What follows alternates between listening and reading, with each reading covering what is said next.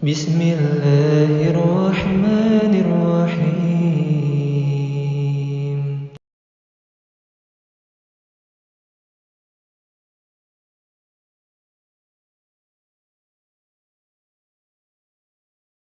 Para sahabat Bapak Ibu yang dimuliakan oleh Allah Ta'ala, kita akan memasuki materi inti kita. Apa materi inti kita? 10 hari di bulan Dzulhijjah yang penuh dengan keistimewaan dan fadilah yang besar, tapi banyak dilalaikan oleh manusia. Itu judulnya. Nah, kenapa kok banyak dilalaikan? Iya. Coba kalau bulan Ramadan kemarin, biasanya kalau Ramadan itu banyak orang kan banyak mengingat ya, wah Ramadan banyak fadilahnya. Lebih-lebih 10 hari terakhir ada Lailatul Qadar.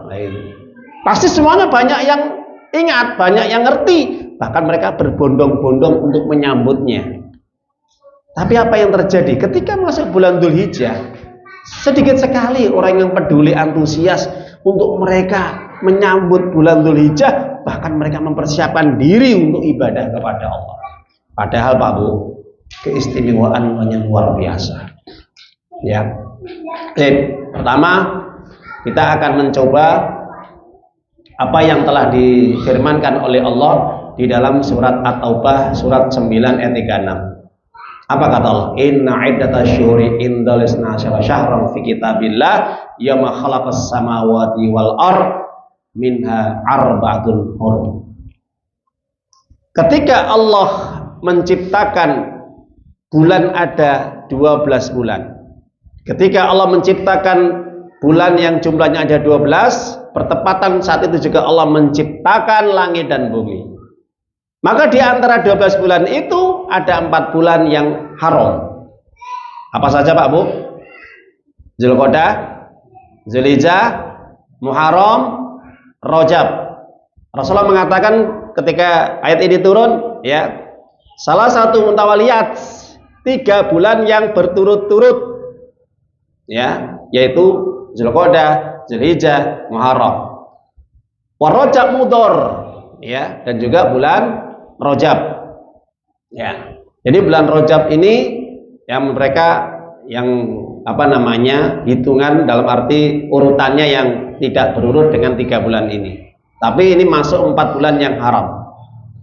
Para jamaah Bapak Ibu, 4 bulan yang diharamkan oleh Allah, itu maksudnya apa? Maksudnya di situ Allah mengingatkan kepada kita jangan sampai mengotori bulan tersebut. Karena disucikan oleh Allah, diharamkan oleh Allah. Orang yang berbuat dosa di bulan haram, 4 bulan tadi, kata Ibnu Katsir, kata Ibnu Rajab Al-Hambali, dan juga ulama-ulama yang lain mengatakan itu dosanya lebih besar daripada bulan-bulan yang lain. Jelas Bapak Ibu? Dosanya lebih besar. Bahkan lebih besar orang berbuat dosa di bulan Ramadan. Sebagian ulama mengatakan gitu. Kenapa? Karena kata-kata haram itu sesuatu yang betul-betul disucikan. Nah itu. Dan sebaliknya orang yang berbuat kebaikan itu pahalanya besar daripada bulan-bulan yang lain. Sebaliknya Pak Bu ya. Nah itu.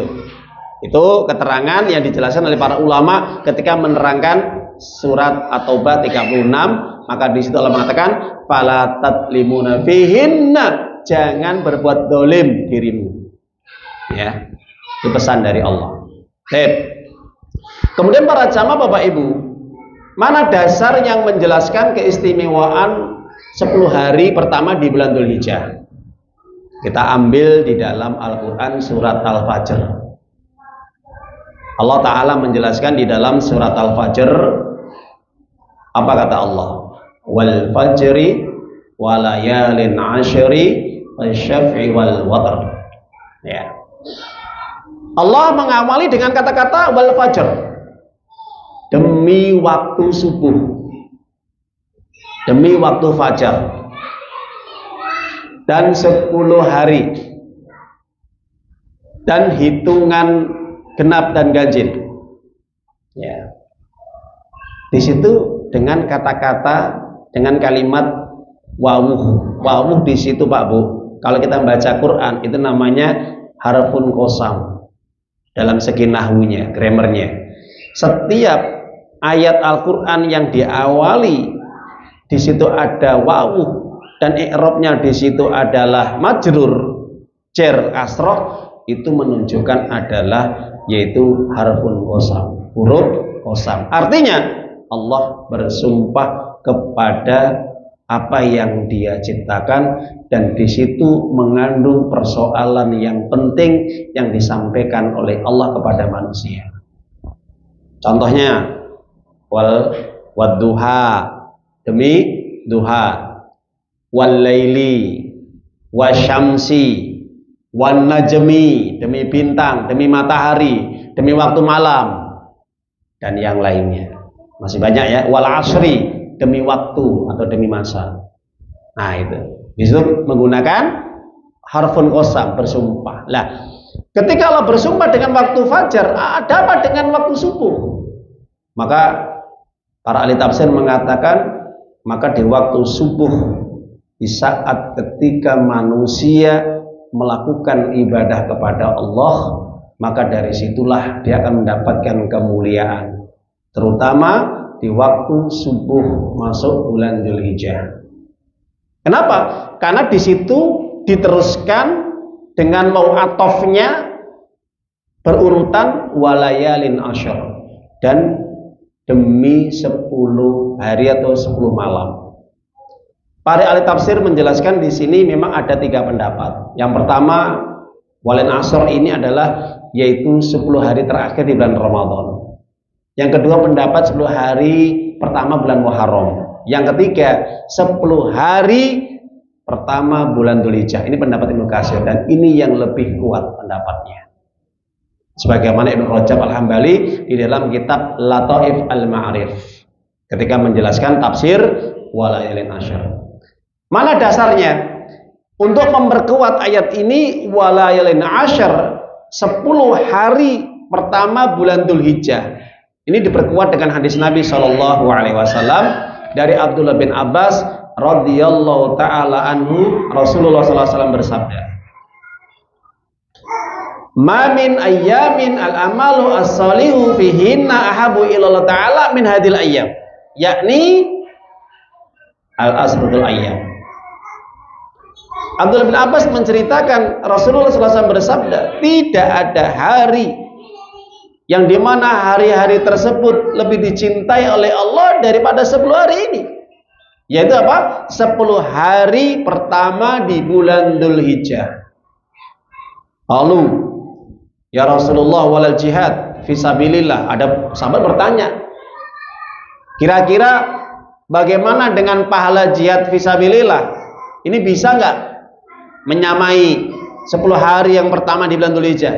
Hal wala jihad fisabilillah, meskipun jihad di jalan Allah itu tidak akan bisa menyamai 10 hari pertama di bulan Dzulhijjah.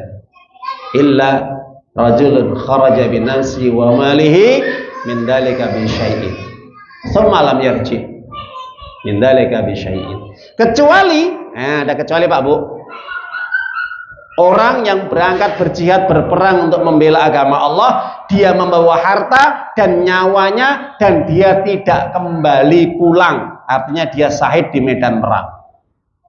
Nah, ini orang yang paling besar pahalanya. Jadi artinya amalan-amalan jihad apa saja selain berperang membela agama Allah sampai dia terbunuh dan kehilangan harta, ini tidak akan bisa menyamai 10 hari terakhir di jalan Allah meskipun jihad. Ini sebagaimana yang disampaikan oleh Syekh Albani ketika menjelaskan hadis tersebut. Maka para jamaah Bapak Ibu, kira-kira ya keistimewaan dan fadilah 10 hari pertama di bulan Dzulhijjah itu apa saja kira-kira ya? Nah, ini penting itu untuk sedikit menjelaskan ya, apa saja yang harus kita lakukan ya, yang disyaratkan oleh Allah dan Rasulnya kepada kita sebagai orang yang mengaku beriman. Yang pertama, yang disyariatkan 10 hari pertama di bulan Dzulhijjah ini karena begitu mulianya dan begitu agungnya di bulan Dzulhijjah ini ya. Maka pertama adalah ibadah haji. Jadi puncaknya di bulan Dzulhijjah adalah yaitu ibadah haji. Puncaknya Pak Bu. Nah itu. Makanya sampai diturunkan di dalam Al-Qur'an surat yang kedua 197 apa kata Allah? Al-Hajj ashhurun ma'lumat. Wa man faman faradi fihinna fala rafas wala fusuk wala jidal. Ibadah-ibadah yang dilakukan di bulan Dzulhijjah, terutama ibadah haji yang sudah Allah tentukan waktunya, siapa saja orang melaksanakan ibadah haji dilarang untuk rafas. Apa rafas? Rafas itu adalah berkata-kata jorok kotor yang bisa membangkitkan syahwat atau birahi. Fusuk, berbuat maksiat, maling, curi, menipu, ya, menghina saudaranya, mencaci maki saudaranya ketika melaksanakan ibadah haji. Wajidal, berbantah-bantahan, berdebat yang tidak ada manfaatnya. Itu kata Allah Subhanahu wa taala. Maka dari sini Allah kemudian mengatakan wa ma taf'alu min khairi ya'lamullah. Siapapun orang berbuat kebaikan pada ibadah hajinya apapun di situ, maka itu merupakan kebaikan yang besar yang Allah balas nanti pahalanya. Makanya sampai Nabi mengatakan apa Pak Bu? Al-hajjul mabrur laisa lahu jaza illal jannah. Ibadah haji kalau itu mabrur, apa mabrur Pak Bu? Diterima sama Allah. Ya, jadi Ibnu Rajab dan juga Ibnu Hajar Al-Hambali mengatakan kata-kata mabrur itu adalah yang diterima, yang diridhoi, yang betul-betul makbul. Itu mabrur, sukses. Jadi hajinya sukses Pak Bu. Itu balasannya surga nanti pada hari kiamat. Nah, syarat untuk mabrur itu ya, para ulama mengatakan pertama niatnya ikhlas.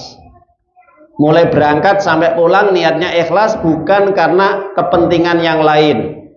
Ya, ikhlas Pak Bu, ini harus digarisbawahi, ini jelas. Dasarnya mana? Al-Baqarah 196. Wa atimul hajja wal umrata lillah. Sempurnakan ibadah haji dan umroh karena Allah. Karena Allah, bukan ada kepentingan selain Allah. Berangkat haji pengen dipanggil Pak Haji atau Bu Hajah. Nanti kalau sudah haji seakan-akan dia orang yang pengen dihormati, jangan. Atau ada kepentingan yang lain, ya. Nah, itu tidak mabrur Pak, karena kurang ikhlas atau tidak ikhlas.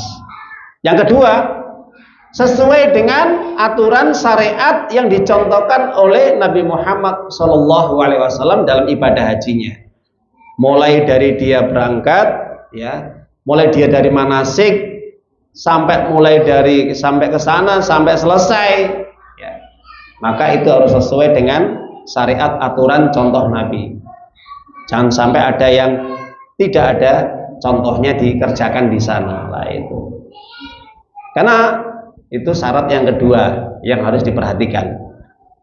Yang ketiga, lah ini istitoah. Apa istitoah Pak Bu? Mampu secara fisik dan finansial. Jadi para ulama menjelaskan orang ibadah haji ini harus finansialnya ada, hartanya punya, dan sehat. Sehat tidak punya harta tidak wajib. Punya harta tidak sehat nggak bisa berangkat juga tidak wajib.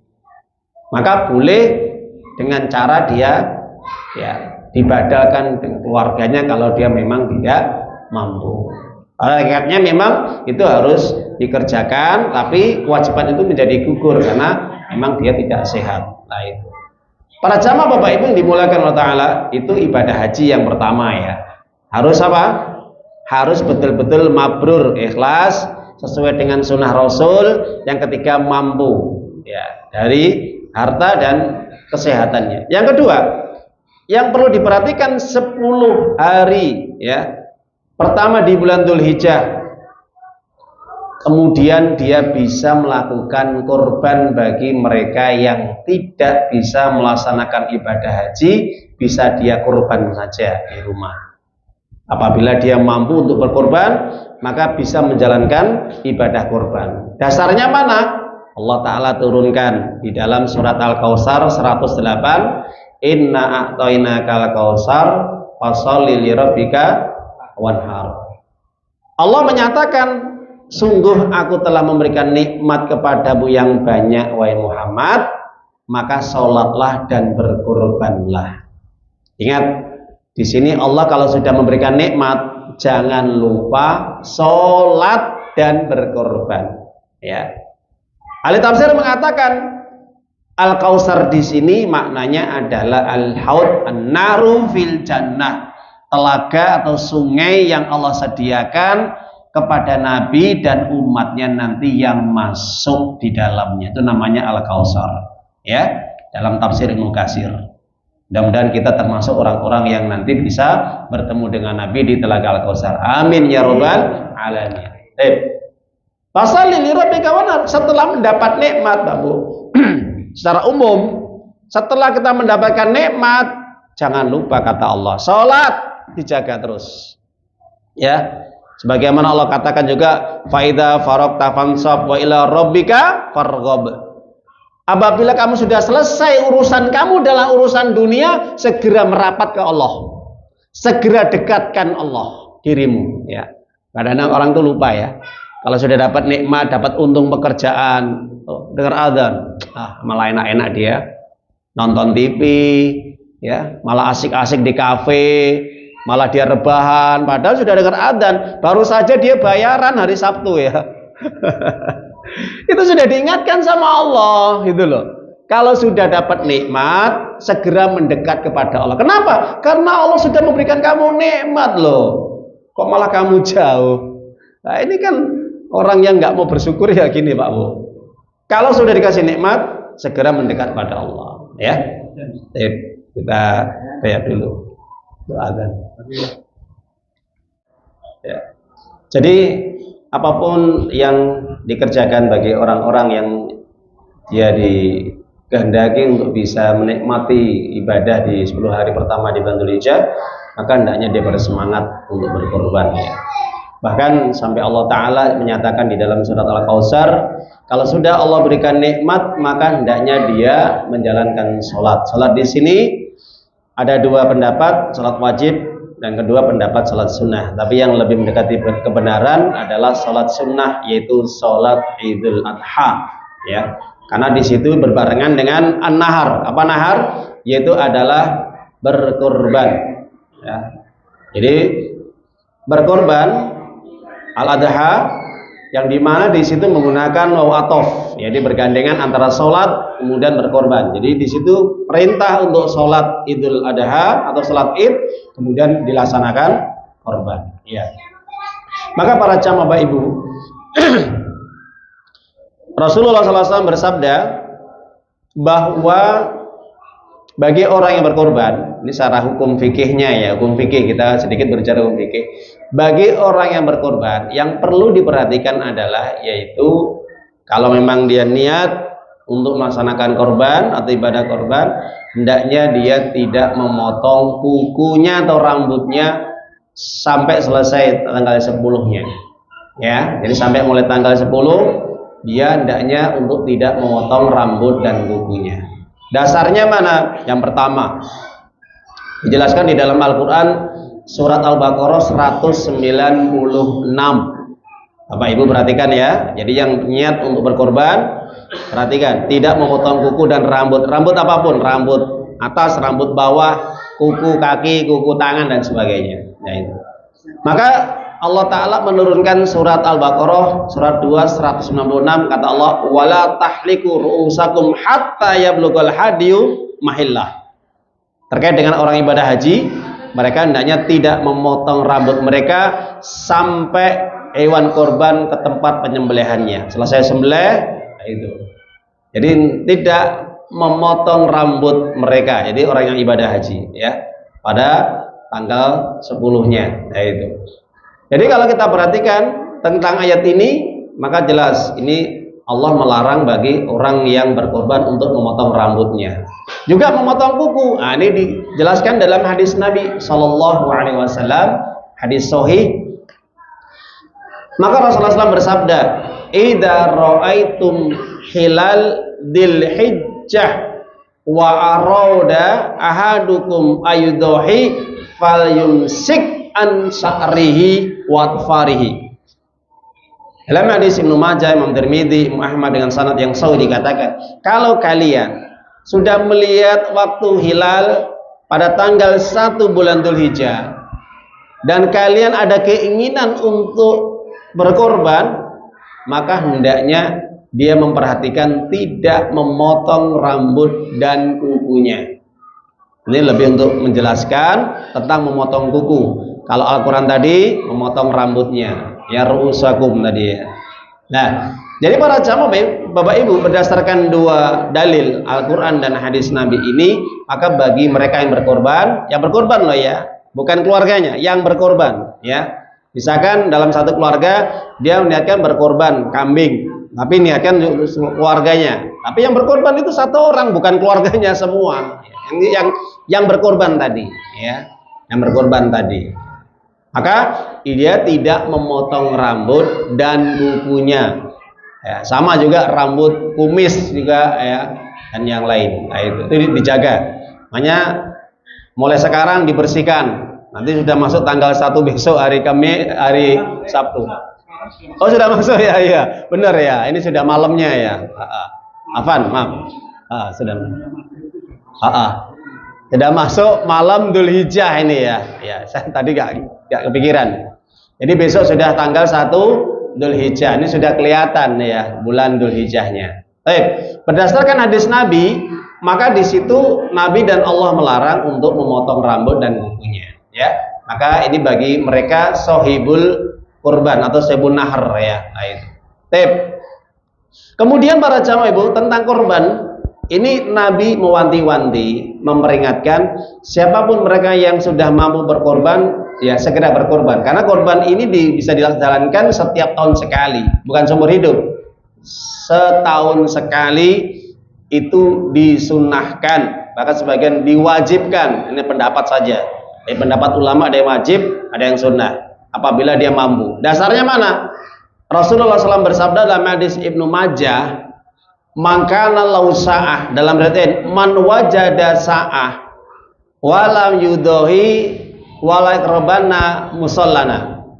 Siapapun diberi kelonggaran harta, dia tidak mau melaksanakan korban, harta yang dia miliki tidak digunakan untuk membeli hewan korban, dan dia kikir dengan hartanya, maka jangan sekali-kali mendekati tempat sholat kami.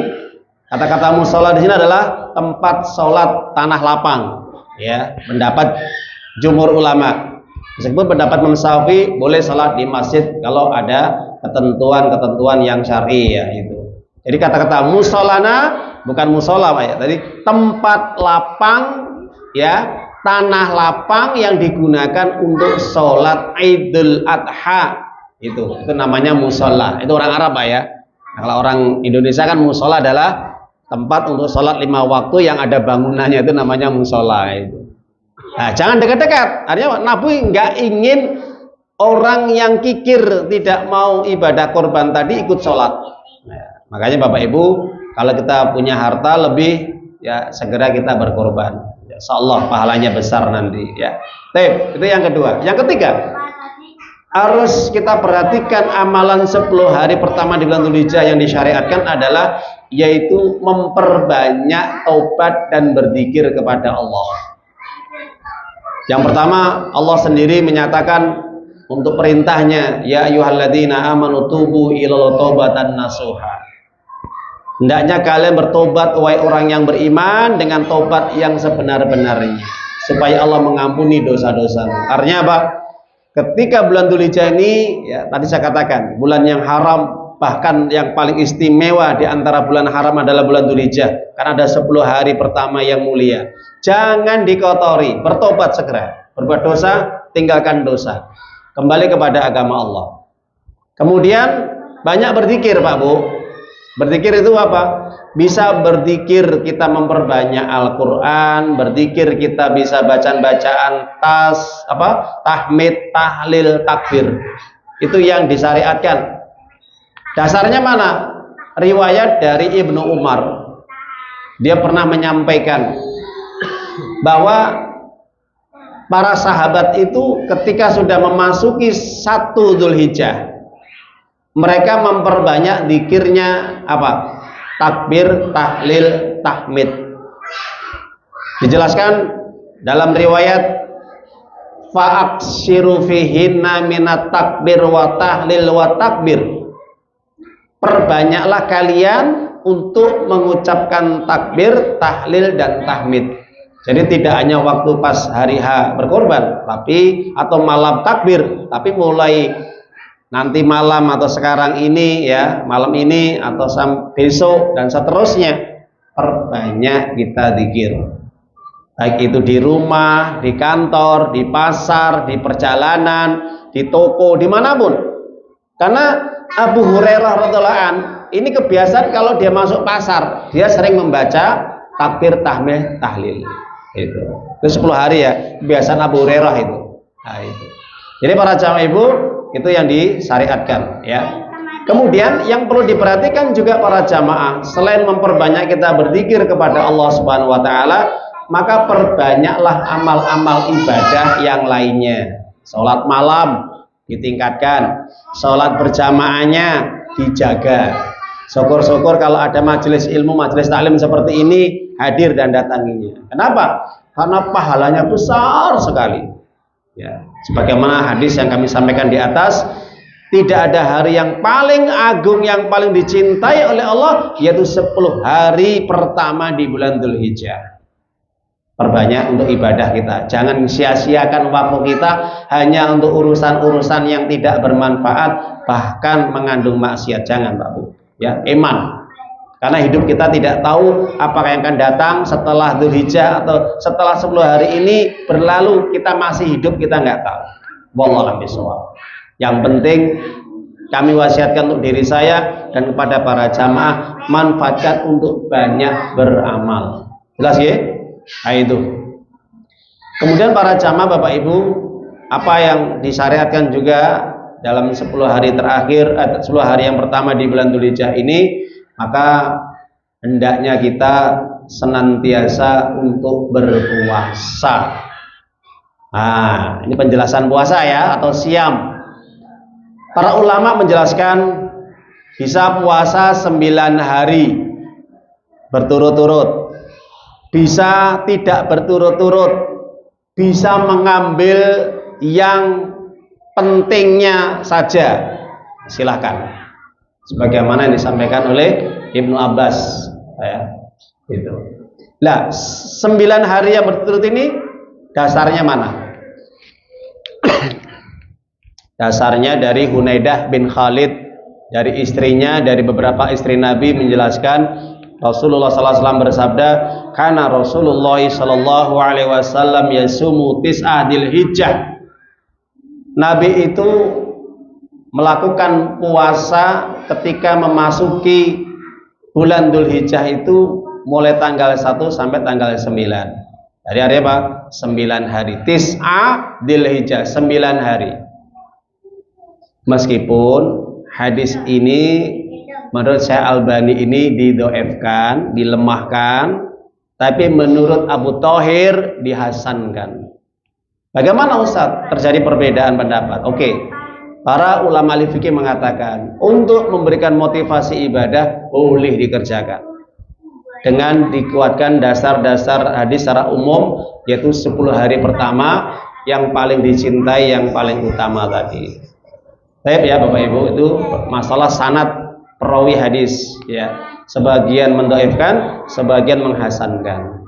Itu 9 hari. Bisa juga puasa 2 hari.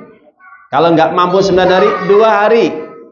Hari Tarwiyah dan hari Arafah, tanggal 8 dan tanggal 9. Kenapa? Iya, nanti kita jelaskan. Jadi kata-kata tarwiyah di sini ya adalah kebiasaan orang-orang Arab yang dimana mereka keluar dari rumah, mereka menyiramkan air ya di padang pasir yang panas ya ketika dalam pelaksanaan ibadah haji ya, di situ supaya kondisinya adem. Nah, itu namanya tarwiyah. Ini yang pernah saya dengarkan channel yang disampaikan oleh oleh Ustadz ya, yaitu Syekh Khalid Salamah ya, ketika menjelaskan makna tarwiyah menurut kebiasaan orang-orang Arab.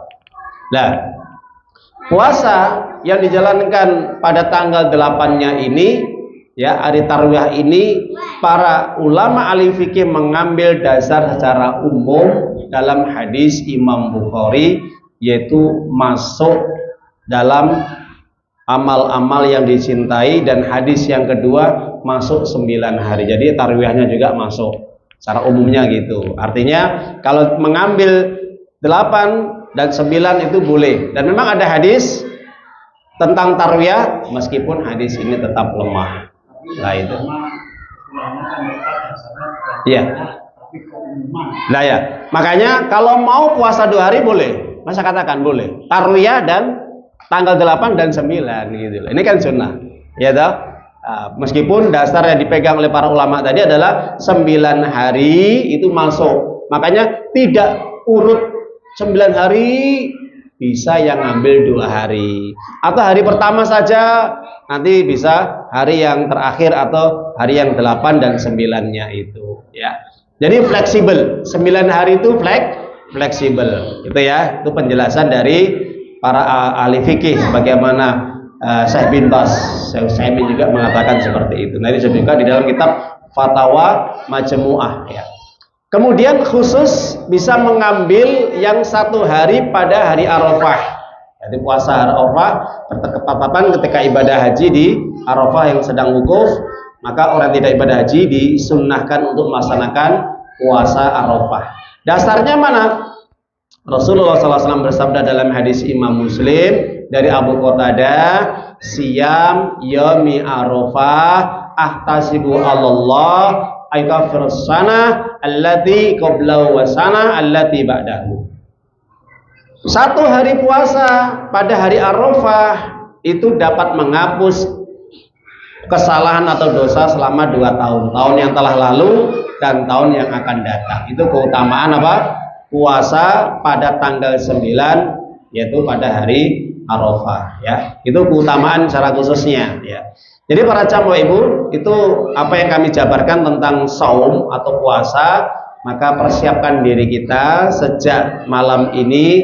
Seandainya kita niat untuk berpuasa mulai besok tanggal 1 hari Sabtu, tanggal 1 hari Sabtu, bisa hari Sabtu ya Pak ya. Terus sampai nanti pada tanggal 9-nya hari Ahad ya. Tanggal 9 hari Ahad ya. Maka monggo. Kalau kita mau 2 hari tarwiyah dan kemudian pada hari Arafah juga silakan. Mau yang ambil Arafah 1 hari tanggal 9-nya, nggih monggo ya. Jadi para jamaah ibu, ini sifatnya sunnah bukan wajib dan itu fleksibel. Maka para jamaah ibu, itu hal-hal yang disyariatkan 10 hari pertama di bulan Dzulhijjah. Mudah-mudahan apa yang kami sampaikan, kami paparkan ini bisa menambah ilmu kita, bisa menambahkan iman kita kepada Allah, dan memberikan semangat, support kepada kita, motivasi untuk mentaati Allah ya. Mudah-mudahan sedikit ini bisa memberikan manfaat yang besar dan barokah kepada kita semua. Amin ya rabbal alamin. Itu saja kurang lebihnya yang kami sampaikan. Mohon maaf kalau ada kekurangan dari pribadi saya dan kelalaian saya, karena kekurangan ilmu saya yang masih belajar. Apabila ada kebenarannya, itu datangnya dari Allah SWT yang wajar kita terima. Jangan sampai kita ragu-ragu. Al-haqqu min rabbika fala takunanna minal mumtarin. Pada akhirnya kita akhiri dengan bacaan hamdalah. Alhamdulillahirabbil alamin. Aku qul hadza wa astaghfirullahi wa lakum. Subhanaka Allahumma wa bihamdika asyhadu an la ilaha illa anta astaghfiruka wa atubu ilaik. Assalamualaikum warahmatullahi wabarakatuh.